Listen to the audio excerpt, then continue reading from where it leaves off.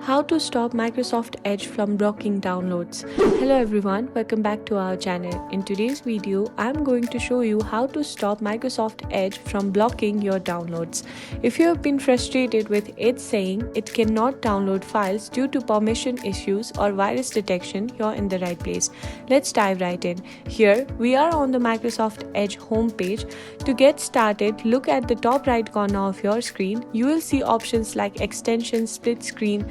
Here, you need to click on settings and more. In this menu, you'll find other options. You need to scroll down until you see settings and then click on it. This is how the settings page looks. Now, on the left side, you will see various categories. We want to focus on cookies and site permissions. Go ahead and click on that. Once you're here, you will find options for cookies and data. Scroll down until you see pop-ups and redirect. Click on the little arrow next to it. If Microsoft Edge is blocking your downloads, this could be the reason. Make sure to unblock any site that you trust to allow downloads. After you made these changes, you should be able to download your files without any issues.